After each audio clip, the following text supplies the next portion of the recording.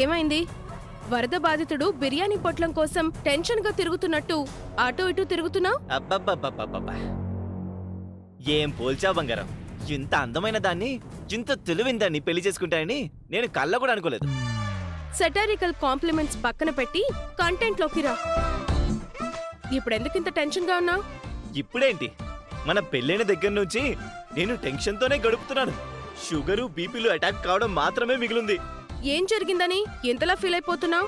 సంక్రాంతిలో స్వామీజీ గారు పిలిచిన bomb effect. ఇంట్లో ఎలా ఉందో చూస్తున్నావు కదా, ఇంకా అవని ఊరుకుంటుందా? క్రైమ్ డిపార్ట్మెంట్ వాళ్ళు ఎంక్వైరీ మొదలు పెట్టినట్టు మొదలు పెడుతుంది. ఒక దగ్గర స్విచ్ చేస్తే మరో దగ్గర బల్బు వెలిగినట్టు ఫైనల్ గా హాస్పిటల్ దగ్గరికి చేరుకుంటుంది. అప్పుడు మన పరిస్థితి ఏంటి, మన బ్రతికేంటి? సక్సెస్ఫుల్ గా 100 తప్పులు పూర్తి చేసి కృష్ణుడి చేతిలో అంతమైన శిశుపాలుడికి పట్టిన గతే మనకి పడుతుంది. అబ్బా, చాలా దూరం ఆలోచిస్తున్నావు కృష్ణ. ఆలోచించకపోతే ఎలా బంగారం? ఆ రోజు హాస్పిటల్లో మాస్టర్ ప్లాన్ ఎవరిది? నర్సు మోహన డబ్బులు కొట్టి అవని కూతుర్ని దూరం చేసింది ఎవరు? హాస్పిటల్లో జరిగిన ఎపిసోడ్ అంతా నర్సు ద్వారా అవనికి తెలిసిందంటే మన లైఫ్లకి ఎండుకాడు పన్నట్టే.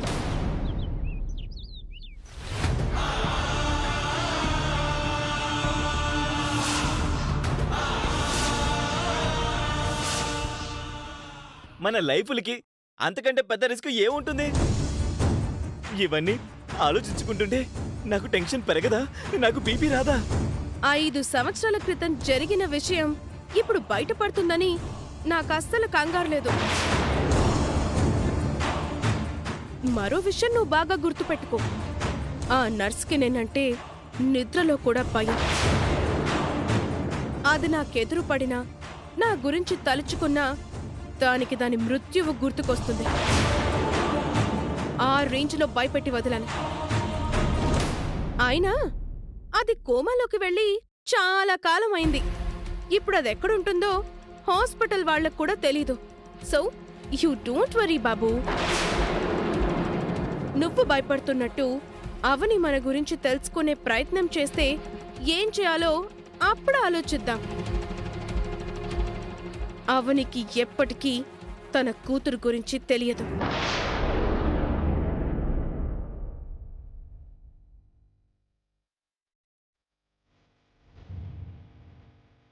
కూతురు గురించి తెలిసే పరిస్థితిని నేను రానివ్వను. స్వామీజీ చెప్పిన న్యూస్ దగ్గరే ఆపేస్తాను.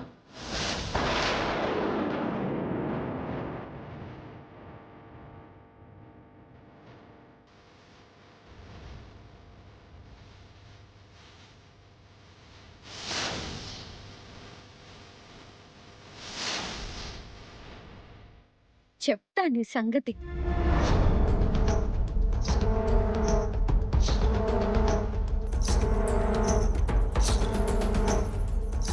ఒకప్పుడు స్కూల్లో రన్నింగ్ పోటీలో నాకు గిఫ్ట్ రాకుండా చేశావు.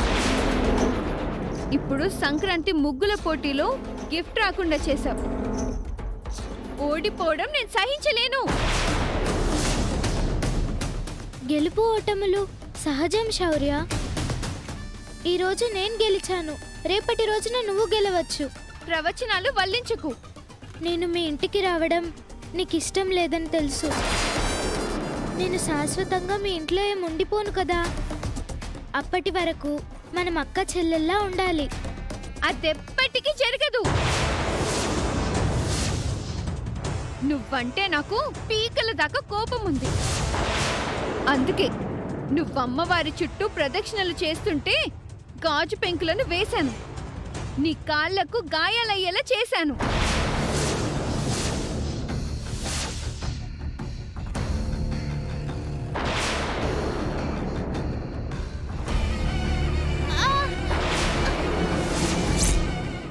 ఇప్పుడు ఆ విషయం నువ్వు ఇంట్లో చెప్పినా ఎవ్వరూ నమ్మరు. ఎదుటివారికి అపకారం చేయాలనే ఆలోచనలు ఉండకూడదు శౌర్య.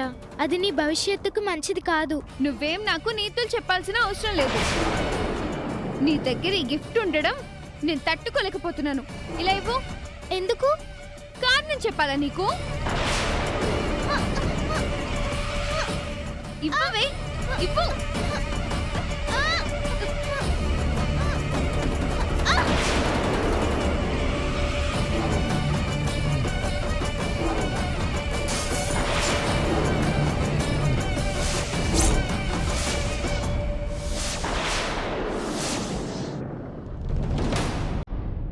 ఎందుకు ఇలా చేసావు? నాకు దక్కనిది మరొకరికి దక్కకూడదు అంతే.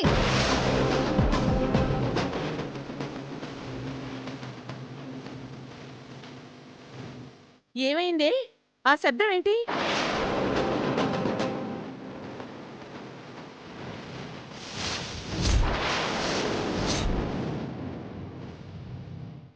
ఇదెలా పగిలింది?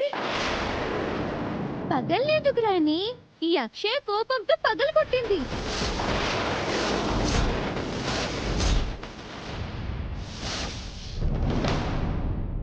ఎందుకు? నేనంటే వేదవతి గారికి ఇష్టం లేదు, అందుకే. ఆఫ్టర్ ఆల్ ఈ గాజు బొమ్మ గిఫ్ట్ గా ఇచ్చింది, నేను ఇంకేదో ఊహించుకున్నానని నేలకేసి కొట్టింది. ఎంత అహంకారమే నీకు? ఇంకేం కావాలనుకున్నావు? వజ్ర వైఢూర్యాలు దండలు మెళ్ళ వేస్తాననుకున్నావా? అమ్మగారు, శౌరి అబద్ధం చెప్తుందండి. ఎందుకే మాట మారుస్తున్నావు? మా గ్రాని చేత్తో గిఫ్ట్ అందుకోవడం నీకిష్టం లేకే నువ్విలా చేశావు. నా చేతులతో నీకు గిఫ్ట్ ఇవ్వడం నాకు నచ్చలేదు. గెలిచావు కాబట్టి తప్పనిసరి పరిస్థితుల్లో ఇవ్వవలసొచ్చింది. ఇలా చేస్తావని అనుకోలేదు. నువ్వు పైకి కనిపించే అంత అమాయకురాలివి కాదే. నువ్వు బాగుపడవు. అయ్యో ఛే!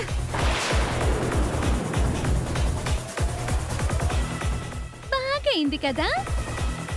నిన్ను ప్రతిరోజు ఏదో ఒక వంకతో గ్రాని చేత తిట్టిస్తూనే ఉంటాను. అప్పుడే నాకు మనశ్శాంతిగా ఉంటుంది.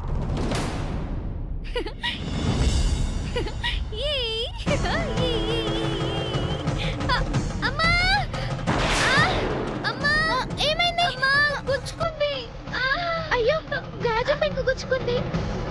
కదలకుండా ఉండు, పెంకు తీస్తాను.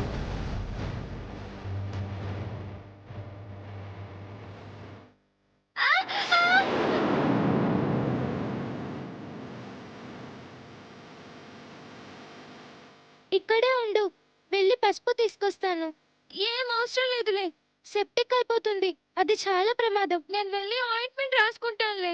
ఎప్పటికైనా గుర్తుంచుకో, మనం ఒకరికి హాని తలపెట్టాలనుకుంటే అది తిరిగి మనకే తగులుతుంది అని. ఇది నీకు దేవుడు విధించిన శిక్ష. అందుకే ఎప్పుడూ మంచి మనసుతో ఆలోచించాలి. దొరికాను కదా అని ఇష్టం వచ్చినట్టు మాట్లాడకు.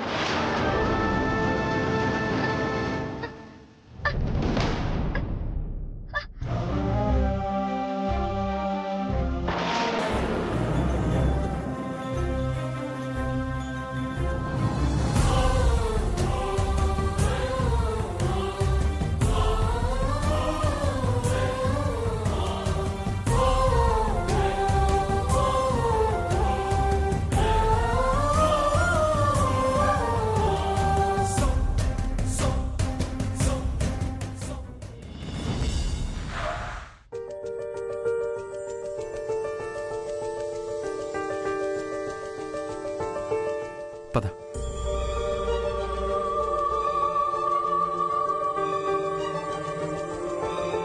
మన కూతురు చనిపోయిందని ఆనాడు హాస్పిటల్ వాళ్ళు చెప్పారు.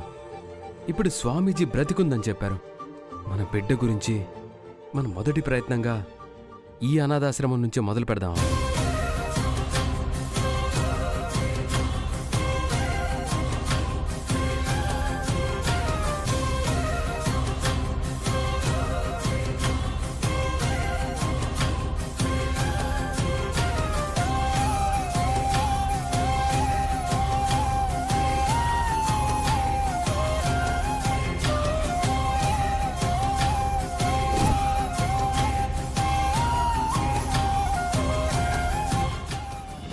చెప్పండి మేడం. ఓ పని మీద వచ్చామండి. ఆశ్రమ నిర్వాహకురాలతో మాట్లాడాలి. పిల్లలకి ఇవి పంచిపెట్టండి. మీ చేతులతో మీరే ఇవ్వండి. పిల్లలు అందరూ ఒకసారి దగ్గరికి రండి.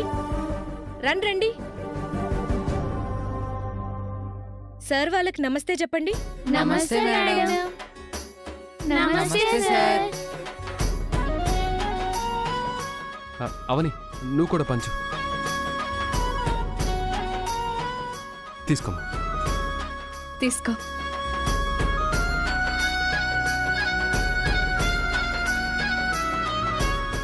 Thank you sir. Thank you madam. It's okay. అందరూ వెళ్ళి తినండి. వెళ్ళండి, తినండి. అక్కడ కూర్చొని తినండి.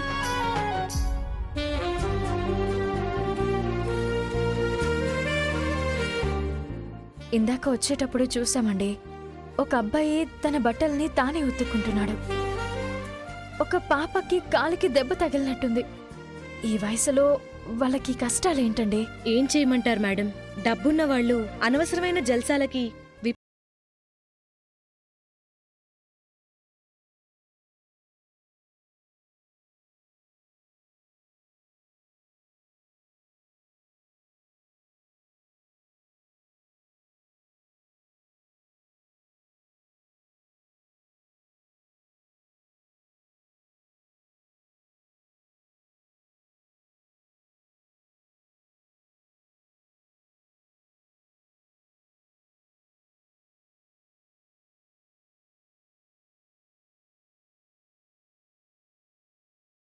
మారుతారు. అందరూ ఇలాంటి గూటికి చేరతారు. మా వార్డెన్ గారిని పిలుచుకుని వస్తాను.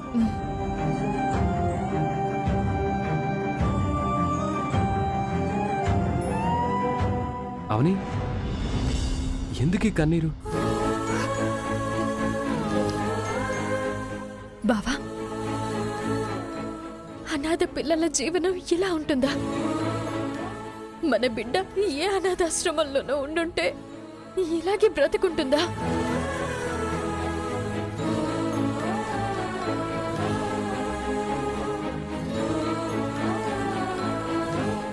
అమ్మా నాన్న అని ఎన్నిసార్లు కలవరించుంటుందో కదా. నిద్ర నుంచి లేచి ఎన్నిసార్లు మనల్ని గుర్తు చేసుకుని ఉంటుందో కదా. అర్ధాకలితో ఉండి మా అమ్మా నాన్నలు ఉండుంటే నా పరిస్థితి ఇలా ఉండేది కాదు కదా అని ఎన్నిసార్లు బాధపడి ఉంటుందో కదా. మన బిడ్డ మనకి దొరికిన వెంటనే ఆ బాధనంతా మరిపించేద్దాం. మనకంతా మంచి జరుగుతుందవని. సార్, మా వార్డెన్ గారండి. నమస్తే అండి. నమస్తే అండి. చెప్పండి సార్. 6 సంవత్సరాల ముందు మాకు పుట్టిన మా బిడ్డ హాస్పిటల్ నుంచి మిస్ అయిందండి. ఏప్రిల్ 19, 2019న మాకు ఆడపిల్ల పుట్టింది. ఆ రోజే మిస్ అయింది. ఆ డేట్లో మీ ఆశ్రమంకు ఎవరైనా ఆడపిల్లని తీసుకొచ్చి అప్పగించారేమోనని ఒకసారి మీ రికార్డ్ చెక్ చేసి చెప్తారా? మా దగ్గర అప్పుడే పుట్టిన పిల్లలు కానీ నెలల బేబీలు కానీ ఇప్పటి వరకు రాలేదండి. కొంచెం పెద్దవారుగా ఉన్నప్పుడే వచ్చారు. మీరు చెప్పినట్టు అలాంటి బేబీ ఎవరూ రాలేదు. వేరే ఆశ్రమాల్లో ట్రై చేయండి. బావా, ఆశ్రమం వాళ్ళకి అమౌంట్ ఇవ్వు బావా.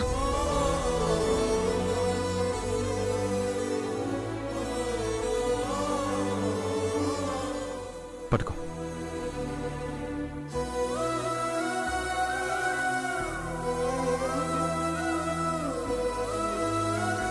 అవుని, నీ చేత్తోనే ఇచ్చే. పెన్నివ్వు. ఆశ్రమం మెయింటెనెన్స్ కి ఉంచండి. Thank you madam. పిల్లలకి మంచి భోజనం పెట్టండి, మంచి వసతులు కల్పించండి, అనారోగ్యాలు రాకుండా చూసుకోండి. సరే మేడం. ఇక మేము బయలుదేరుతామండి. Thank you once again. పిల్లలు ఒకసారి ఇటు రండి. అందరూ రావాలి. బాయ్ పిల్లలు. మీరెందుకు వచ్చారు మేడం? పొత్తిళ్లలోనే నా నుంచి నా కూతురు దూరమైందమ్మా. మీలానే ఇలాంటి ఆశ్రమంలో ఏమైనా పెరుగుతుందేమోనని చాలా ఆశతో వచ్చాము. మీరు మీ పాపను వెతుకుతూ వచ్చారు. మా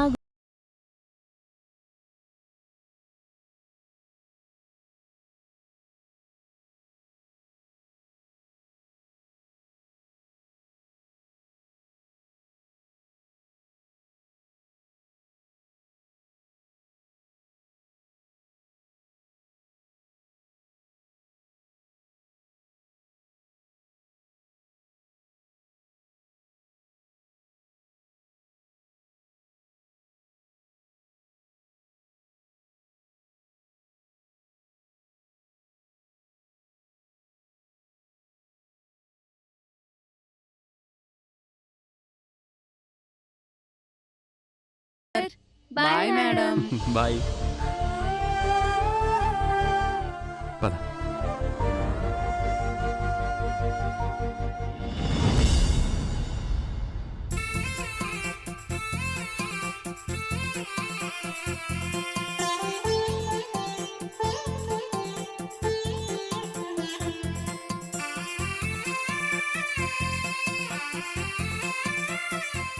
శౌర్య, ఏంటి? నేను కూడా మీ అందరితో ఆడొచ్చా? కుదరదు. మీ ఇంట్లోనే ఉంటుంది కదా, ఆడిద్దాంలే, తప్పేముంది? మా ఇంట్లో ఉంటే మాత్రం మా మనిషి అయిపోతుందా? ఈ అక్షయ ఓ అనాథ, మా ఇంట్లో పని మనిషి. పని మనిషా? అవును.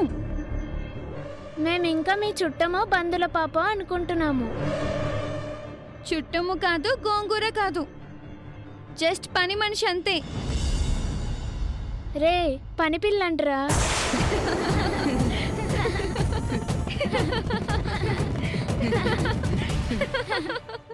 అక్షయ, నీ జీతం ఎంత? దీని మొహానికి జీతమా? దీన్ని మా ఇంట్లో ఉంచడమే ఎక్కువ. దీనికి తిండే దండగా. ఇలాంటి దాన్ని మనతో ఆడించడం అవసరమా? అవసరం లేదు. విన్నావు కదా, నిన్ను మాతో ఆడించడం కుదరదు. ఇంక పో, మనం ఆడుకుందాం.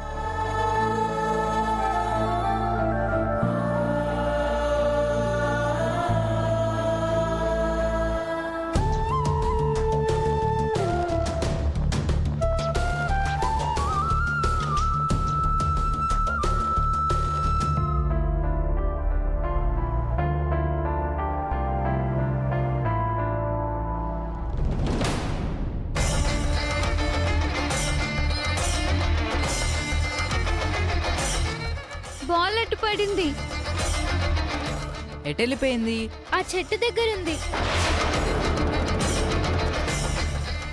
నేను వెళ్ళి తీసుకొస్తాను.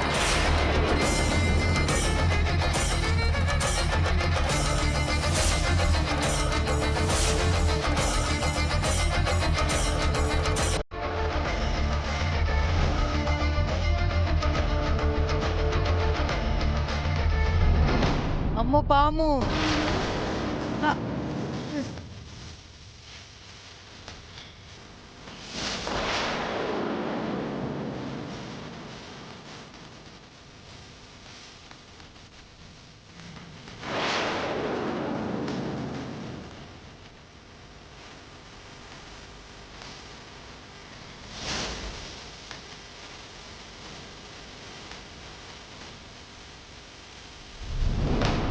ఏమైంది?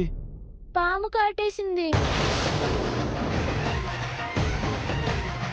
నేను వెళ్ళి ఆంటీ అంకుల్ని పిలుచుకొస్తాను.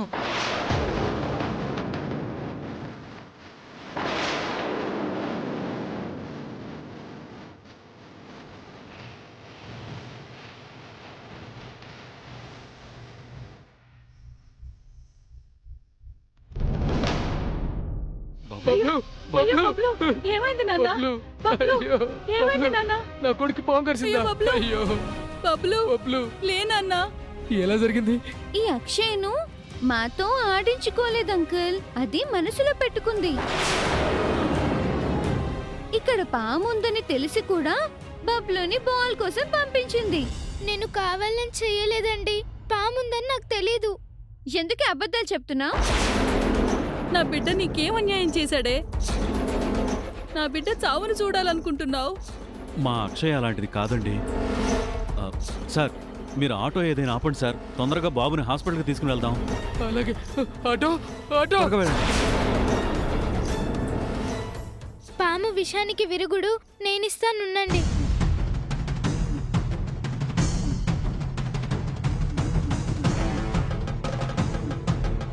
ఆటో దొరికిందా అండి? దొరకలేదండి. ఆ పిల్ల మీద నమ్మకంతో బిడ్డ ప్రాణాలు పణంగా పెడతామా ఏంటి? తొందరగా అంబులెన్స్ కైనా ఫోన్ చేయండి.